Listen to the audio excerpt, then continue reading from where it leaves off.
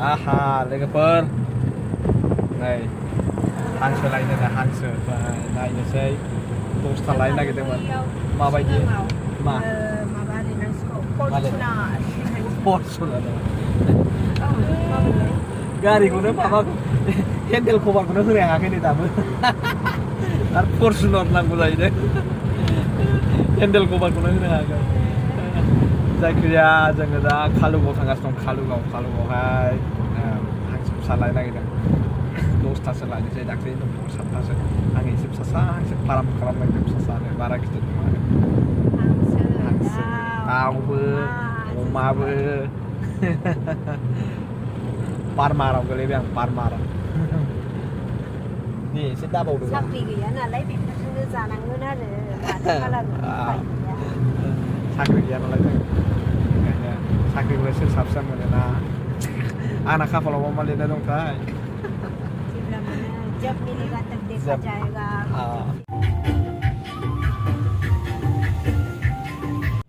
जेरावबो नायलाय जेरावबो जेरैखि थाङा मानो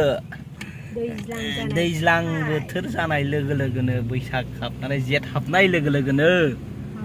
मा बिबार मोनलाय आवजार बावबावबाय नामा सारि सारि आवजार बारि स्कुलाव फैनाया नै गथ'फोरजों माबा फैजाजोब्बाय पार्सेल फैजाजोब्बाय ओरै बारबो बेरायनोसै फै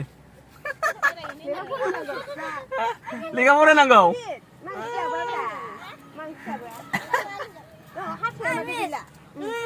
थांदों आं आलासिजों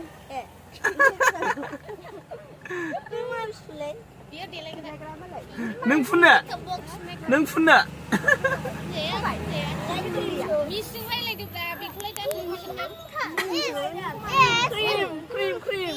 नै मिसनो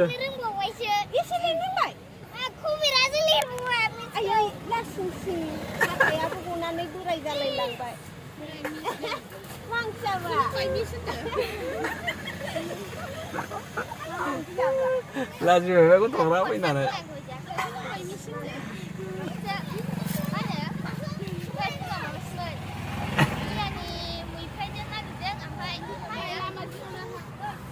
गारि फैयो गारि सेराव दा थां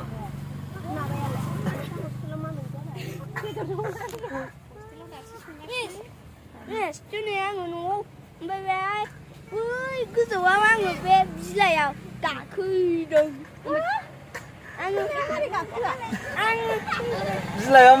बिलाइयावसो गाखोदों दालायाव गाखोआखै बिलाइथिं आयु गोग्लैयो दे नोंखौ गाननानै थांबाय बिफां गाखोनाङा दे गोग्लैयो दे बिफां गाखोनाङा दे गोग्लैयो दे बिफां गाखोनाङा गोग्लैयो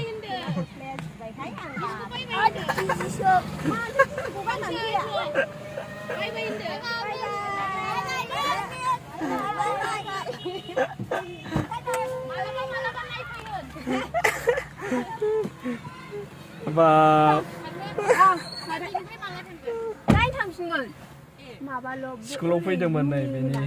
बिनि स्कुलाव फैनाय गथ'फ्रा होसोबोजोब्बाय कलेज मेन गेटआ ससे थांबानो मोनगोन आरो ना आदसा ओइ बे जाहैबाय मेन गेट ओइ जोंना लामायाबो ओइजों थानांगौ दै बावगोन ससे थांनानै इन्डिकेटर होखादों नोङो ओइ स्पिड होखादों जाहैबाय मेन गेट जाहैबाय केन्सार हस्पिटाल साइडनि मेडिकेल कलेजावनो दङ बेबो नैबे जाहैबाय केन्सार हस्पिटाल बेनि खिबुजों आरो बे लामा जाहैबाय कालुगाव लामा हेल' टुनटुन जोङो दा कालुगाव सफैबाय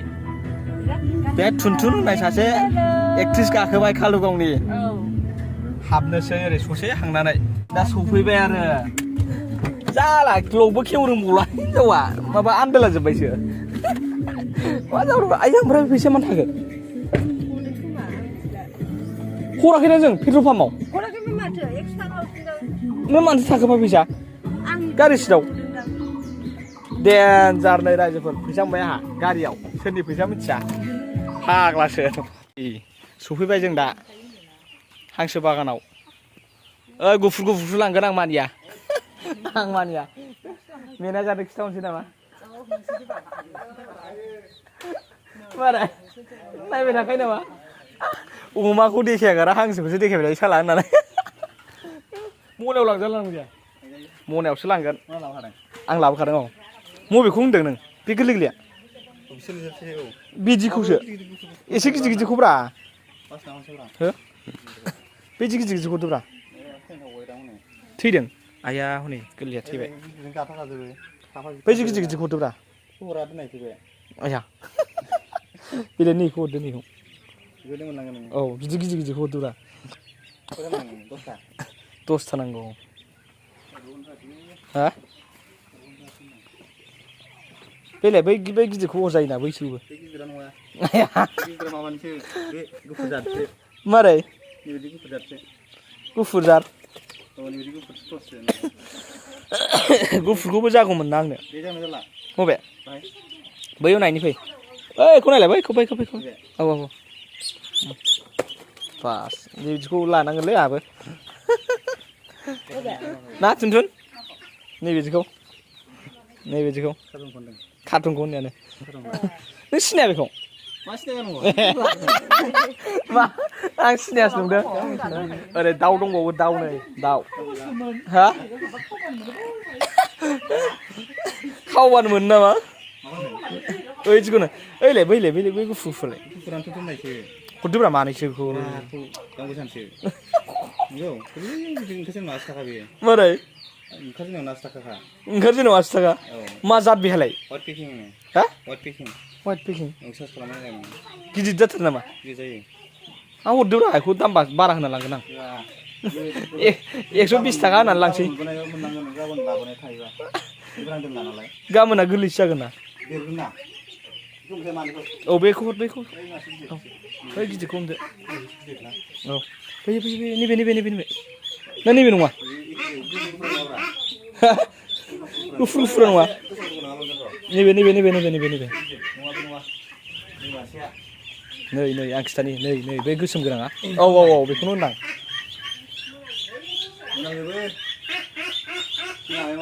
मालाय एक्सपार्टखा नै हमग्राया ओमफ्राय जों दा ओंखारफिनबाय आरो ओमफ्राय नोरैहाय थांसै